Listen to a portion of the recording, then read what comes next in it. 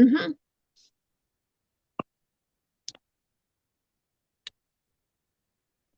Jaa, tere jälle kõigile kuulajatele ja vaatajatele. Terapeudi jutud alustab oma 9. saatega. Ja täna oleme me siin juttu puhumas kahekesi. Minuga koos on Lagle Arm, regressiooniterapeut, ja mina olen Virve-Liis Rosenberg, psühholoog ja regressiooniterapeut. Lagle, kas ma ütlesin õigesti, tahad sa midagi lisada oma tutvustusele? Oled kõik õieti öelnud. Matemaatika veel juurde. Matemaatik, joo. Okei, Ja sest matemaatik, regressiooniterapeut. Eveliine on bioloog ja regressiooniterapeut. Mina olen Ja, matemaatik ja regressiooniterapeut. ja mina olen psühholoog ja regressiooniterapeut. Ei ole nagu Hunt Grimsilm, et 9 ametit.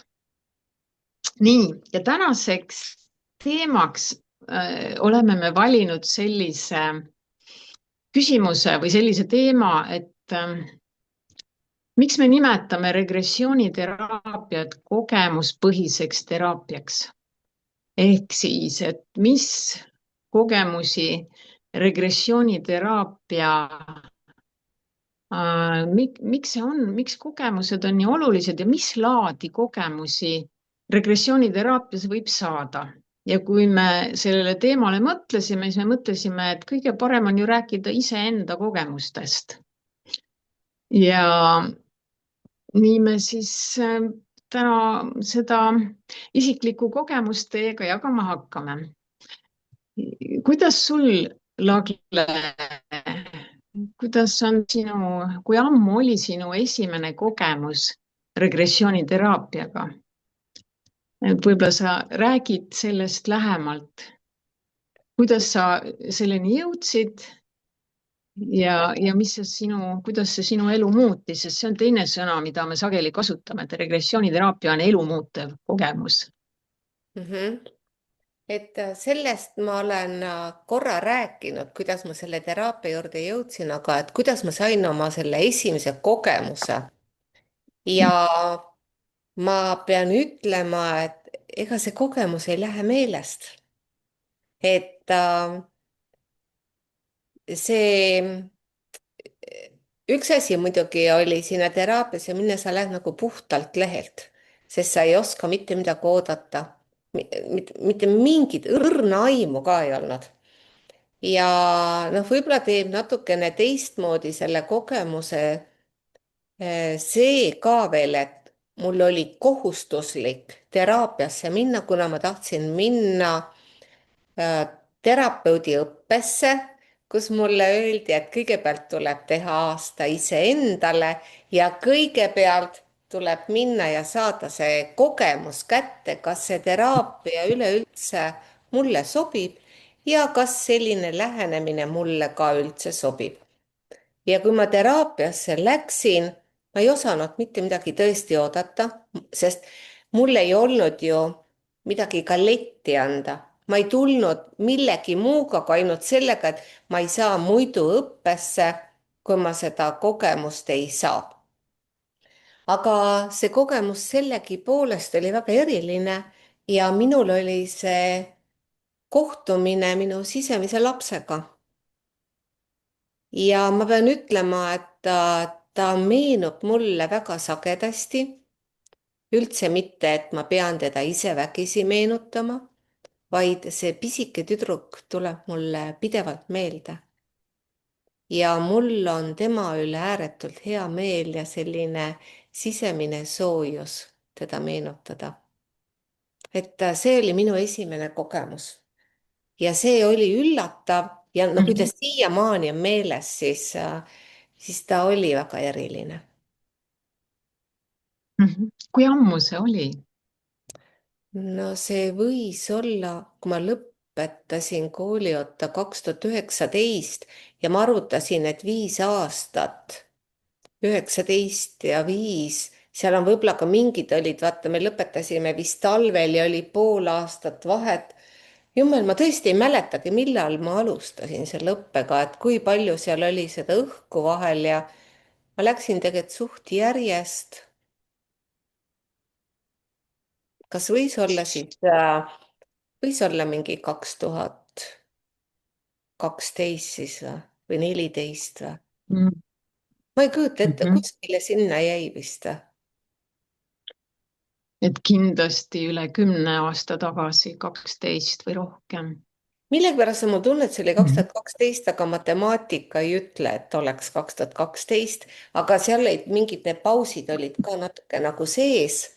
-hmm. ja üks Mm asi oli, millal sa läksid teraapiasse ja siis olid vestlused ja kõik, et no ühesõnaga kuskile sinnakanti. -hmm. Aga räägi siis lähemalt, et mis see kogemus, mida sa siiani mäletad sooja tundega, mida see sulle pikemas perspektiivis on andnud ja miks ta sul ikka meelde tuleb, miks see kogemus on nii eriline? Ähm, üks asi oli, mille ta kindlasti on andnud, võib-olla see tundub praegu selline nagu lihtsalt nagu sõnakõlks, aga tegelikult on see kontakt iseendaga, iseenda juurde tulek ja endale tähelepanu pööramine. et ma arvan, see on selle asja kõige-kõige suurem väärtus olnud. üks on pildialbumi vaatamine, Mhm. teine asi on kogeda seda väikest tüdrukut ja noh, me jõuame ka selle juurde. regressiooniteraapia annab võimaluse kogedagi seda väikest tüdrukut, minnes selle väikese tüdruku sisse, keda ma sain kogeda. ja see on midagi muud, Jah. kui lihtsalt vaadata pildialbumit ja meenutada sündmusi. Ja, aga kui mina nüüd küsin, ütleme, kujutan ette, et ma ei ole siin kogenud regressiooniterapeut, vaid ma olen inimene väljastpoolt. Ja et äkki sa seletad lahti, sest nagu sa ütled ka, et see kontakt iseendaga, et see kõlab nagu sõnakõlks, et mis on see sisu, mismoodi see kogemine ja iseendaga kontaktis olemine erineb sellest, kuidas sa varem enne seda omaenda lapsepõlvele mõtlesid, mis see terapeudi toel teraapiaseansi ajal omaenda lapsepõlvega kontakti saamine, mis see kontakt endaga sealjuures? Ma nüüd nagu käin nagu kass ümber palava pudru, ma ei oska seda küsimust formuleerida, aga sa saad aru, Formuleerida. et ja, ja, seleta, mis see kogemus, mis see kontakt iseendaga on sealjuures. ahah. tead, ma arvan, et ära tahagi võib-olla seda vastust praegu saada, aga mul tuli, kui sa niimoodi hakkasid puurima, mul tuli tegelikult küll, mul tuli selline sõna nagu ehedus ja tead, kogeda läbi selle lapse silmade, vaadata oma noort ema, isa ja kogeda seda kõike. tead, see oli selline, see on nii eriline kogemus. seda ei oska kirjeldada, seda peab ise kogema.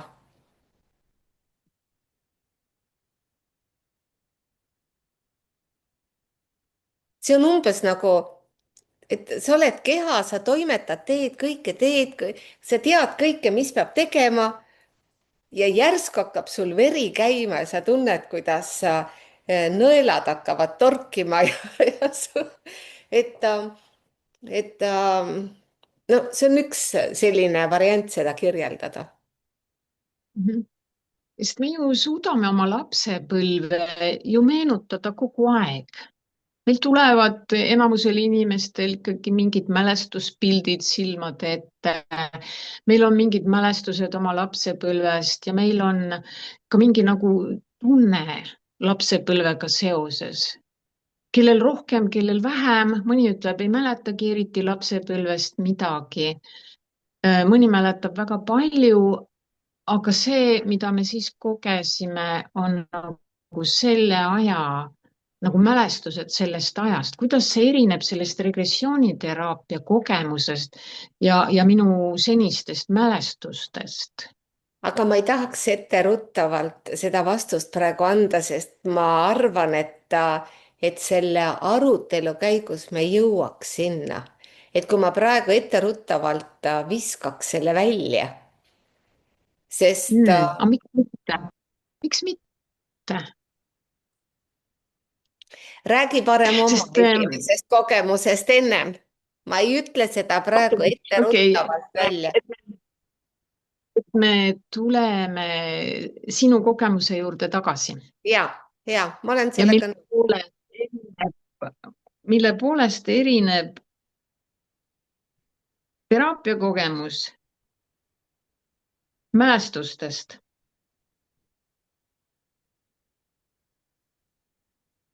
Jah, võib-olla ongi, vaata mina kui olen, hea, et tekkis selline küsimus sellele, et leida sellele ja sõnastada see. Super. jah, jah. Ähm, kui mina oma kogemusest, kui ma nüüd võtan võimaluse üle, et Lagle mulle lahkesti andis, et ma saan nüüd iseendast jutustada, siis minu kogemus on võib-olla teist laadi ja see erinevus tuleb kohe väga välja, sest minu kogemus ei puuduta lapsepõlve, vaid see puudutab minu üsna värsket täiskasvanuiga. Võib-olla ütleme 7 aasta tagust aega ja puudutab kogemust, mida ei teinud mulle terapeudiks, oli minu kaasõpilane ja see võib ka olla päris põnev, et me ei alahindaks teraapiaseansse, mida on võimalik teha teraapiat õppivate noorte terapeutide juures. Et see võib olla elumuutev kogemus samamoodi.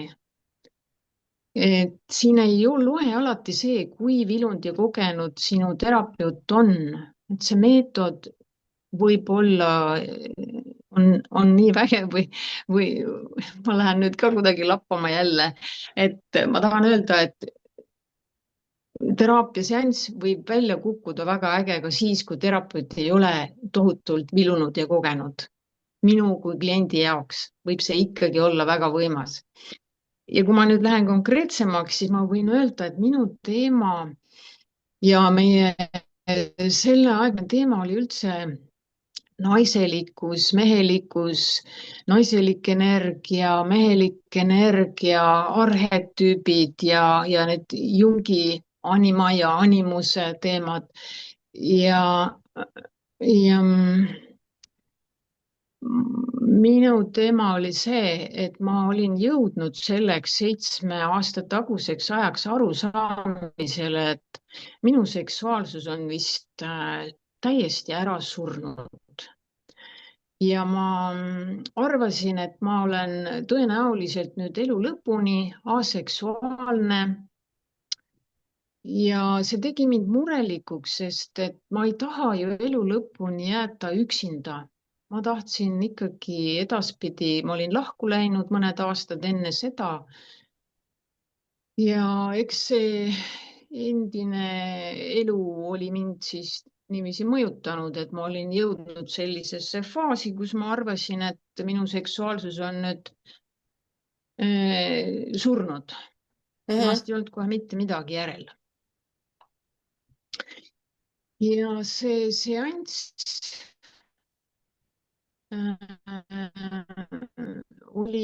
sai alguse nagu tulitööna. Ja minu terapeut juhtis mind siis üles otsima, et kus see minu seksuaalsus ja naiselikkus on. Ja ma tajusin ja kuulsin, et minu naiselikkus on mulle täiesti selja keeranud. Ta on mulle selja keeranud, ta oli just, kui ma nägin teda kõrvalt sellise tumeda koguna, kes on selja keeranud ja ma Ja tajusin, et ta on ignoreerisin väga, või? ta ignoreeris mind ja mitte ainult, ta oli vihane. Ahah. Ta oli vihane. ja, ja see ja siis minu terapeut juhendas mind siis sellesse energiasse astuma, seesama vihane, tume, ignoreeriv, selja keeranud naiselikkus, et astu nüüd sinna energiasse. ja nüüd sa oledki see, sinu naiselikkus. no ja mis siis minuga juhtus, kui ma suutsin sinna siis astuda ja ise tajuda, siis ma kaotasin energia nii ära, et ma ei suutnud rääkida, mu nägu ei kuulanud sõna. Ma olin eks ju, mul oli jõud, elujõud oli mu seksuaalsusest ilmselt välja tõesti läinud, et ma tajusin õigesti, mu seksuaalsus on peaaegu surnud. ja vot selle koha peal jäi mu õpilasest terapeut hätta ja kutsus siis abiks juhendaja, kes oli siis toredasti käepärast ja osavasti juhendas siis edasi, et kuhu jäljed viivad, miks ma olen sellisesse seisu jõudnud. ja nüüd hüpates üle, ma täpselt ei mäleta ka enam, kus kaudu me sinna jõudsime, jäljed viisid ikka isani. ja suhteni isaga. ja ärge nüüd arvake, et seal on mingid kuidagi mingit väärkasutamist või lapse eas mingit väärkohtlemist, et see oli ikkagi mingit laadi lihtsalt tugev psüühiline kontroll ja raamidesse panek, mida isa mind kasvatades oli rakendanud. isa nii-öelda pedagoogikavõtted. ja ma pidin ennast siis vabastama neist köidikutest, mis lapsena mulle peale olid kasvatuse teel siis pandud. ja seanss lõppes ära ja ma olin väsinud nagu sageli pärast regressiooniteraapia seanssi. ja tunduski, et noh, kõik. et oli huvitav kogemus. ja ma ei osanud sellest mitte midagi erilist arvata ega rohkem mingeid järeldusi teha, või noh, ei saa öelda, et ma nüüd midagi ei osanud arvata, et eks ma tegelikult avanes üsna suur horisont, sest terapeut ütles mulle, siis mu kaasõpilane, armas kolleeg praegune ütles, et kirjuta nüüd üks kiri iseendale, kirjuta kiri oma sisemisele naiselikkusele. ja ma kirjutasin ja see kiri sai päris võimas. kohe sealt seansilt minnes kirjutasin toksides mobiiltelefoni terve õhtu, sain valmis sellise teksti, mida on avaldanud Alkeemia 2 korral, Holistika Instituudi kuukiri või mis meil seal on, ei, artiklite kodulehel artiklite sarjas Kiri sisemisele naiselikkusele, see on minu enda kodulehel ka saadaval sissejuhatuse ja seletusega. ja see annab päris hea pildi, kus ma sel ajal iseendas olin, milliste probleemidega ma maadlesin omaenda sisemiste teemadega ja kuhu see seanss, milliseid horisonte see siis avas, millistest kihtidest ma iseenda sees läbi läksin ja kuhu ma siis, millise suuna see mulle andis. et ma olen kõik kirja pannud, dokumenteerinud tulemused ja kõik saavad lugeda. aga see polnud veel kõik. nii. ma ei anna üldse sõnavooru, ma räägin oma jutu kohe. jaa. et mis poolest see on üks minu kõige võimsamaid ja erilisi seansse siis. see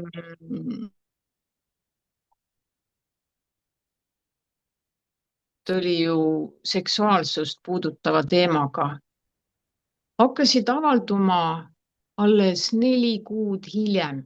mu seanss oli suve lõpus ja muutused hakkasid toimuma umbes jõulude paiku, aastavahetuse paiku, kui ma äkki hakkasin tundma täiesti seletamatut uut energiat endas. ma tundsin, et ma tahaksin midagi teha, kogeda midagi uut.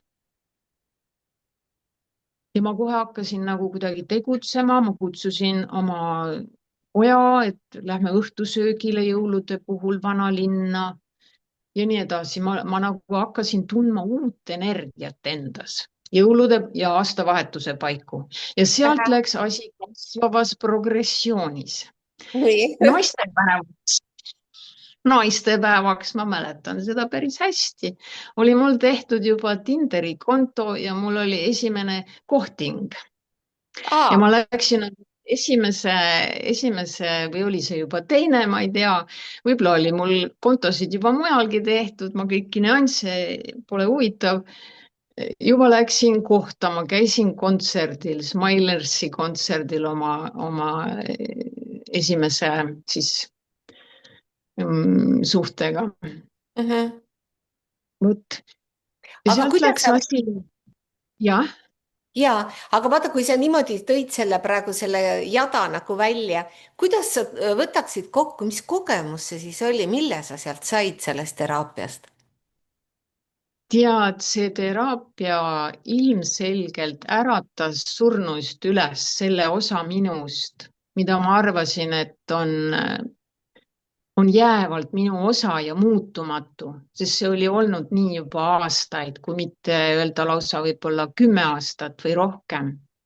ja ma kaardistasin enda jaoks ju võimalusi, et kuidas üks aseksuaalne naine võiks üldse leida partneri, kas maailmas on ka aseksuaalseid mehi, kes võib-olla oleks huvitatud minusugusest naisest, kes nagu hea sa, meel, sa olid meelega selle elu lõpuni ajani, üldse.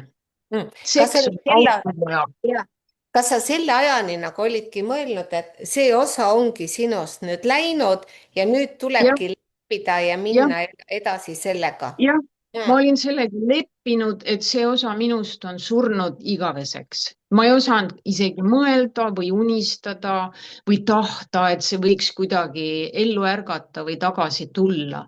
ja ka pärast seda seanssi ma ei osanud sellest veel midagi aimata. aga nagu öeldakse, et regressiooniteraapia järelmõjud võivad olla kuid kuni 1 aasta. et mina Mm. olen seda naha peal kogenud, ja järelmõju oota, ja, väga ja pikk. vaata, sa tõid praegu välja ühe punkti, ma sellepärast katkestan sind, et seda rõhutada, et järelmõjud võivad kesta pikka aega ja see on oluline välja tuua. Ja teine asi, mis sa tõid välja, mida ma tahaksin nagu kokku võtta, on see, et vaata, ma kordasin seda, et sa nagu olid loobunud, et midagi sellist võiks sinu elus olla.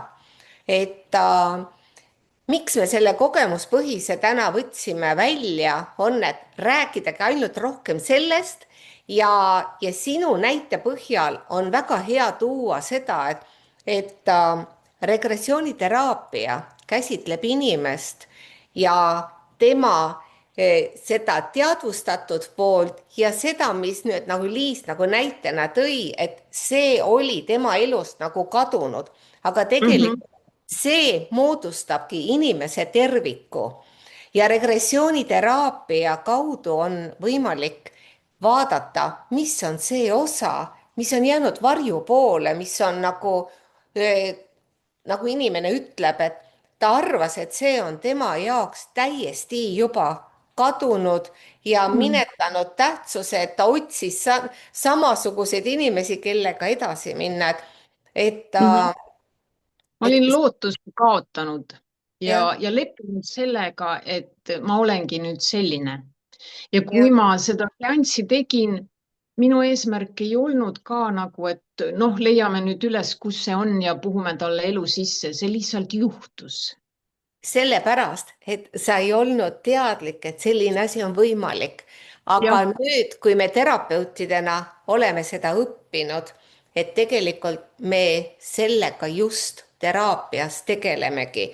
et ma tahaks rõhutada, et siin olid nagu mitu asja praegu. üks on see, et holistiline lähenemine, selline tervikpilt inimesest, et nii must ja valge on nii päike kui kuu, need kõik on see, mida me teraapias terviklikult käsitleme ja, ja, ja oota, mis see teine oli, mida ma rõhutasin ka, et tahaks nagu need väikesed olulised punktid välja tuua. Mhm. See et anna aega, et see hakkab järjest hoogu, see uudishimu tulema ja, ja mina olen seda ka veel öelnud teinekord, seda on raske märgata, sellepärast et inimene võtab head oma ellu nii loomulikult vastu, et ta ühel hetkel ei märkagi, kuidas see on hakanud kasvama, aga anna aega selleks muutuseks.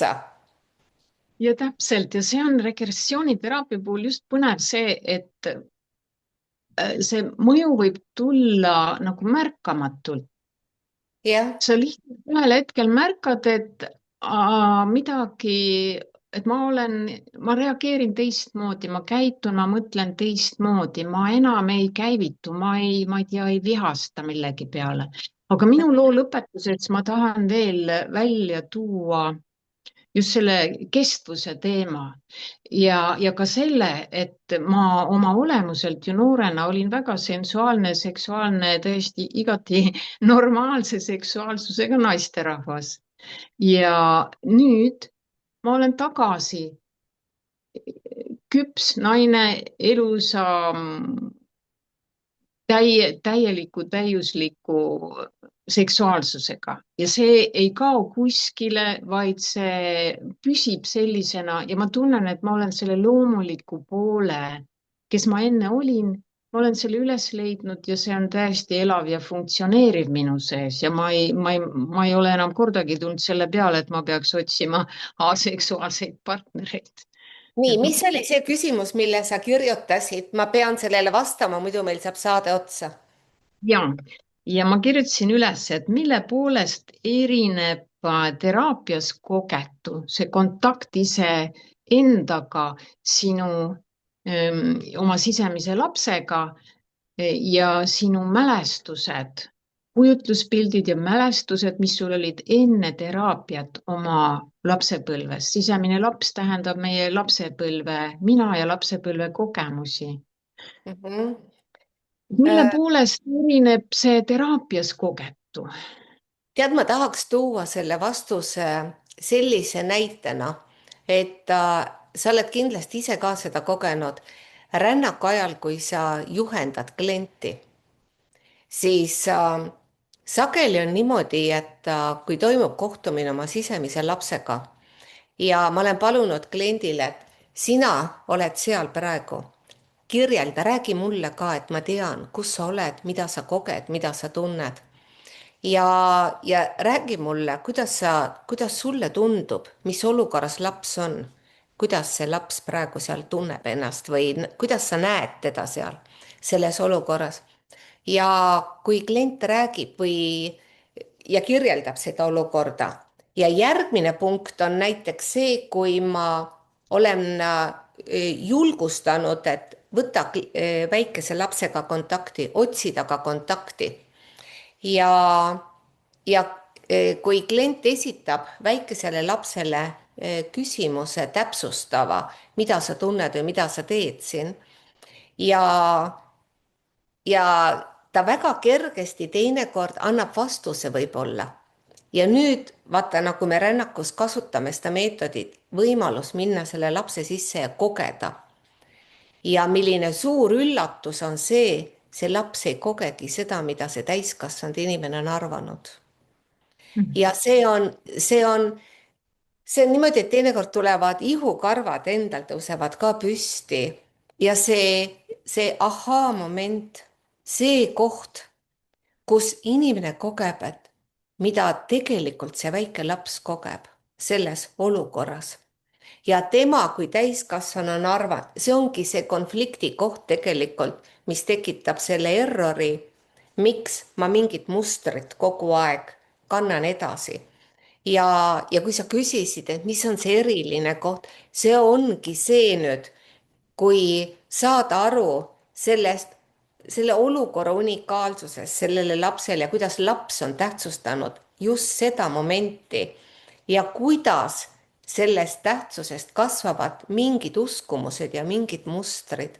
ja need on need kohad, mis on minu jaoks nagu hästi oluline selle teraapia juures, miks ma mõtlesingi, et me võiks terve saate pühendada ainult sellele kogemusele, vaadates, lihtsalt vesteldes seda situatsiooni. See ei ole see kogemus, kui minna selle kogemuse sisse, kogeda, vaadata nende silmadega, tunda oma kehaga, olla selles kogemuses selles hetkes. Et see on Mhm. minu meelest see kõige-kõige väärtuslikum, kõige tähtsam koht. 1 minut. Ja, paneme otsad kokku. et meil lõpeb aeg otsa, sa tahad öelda?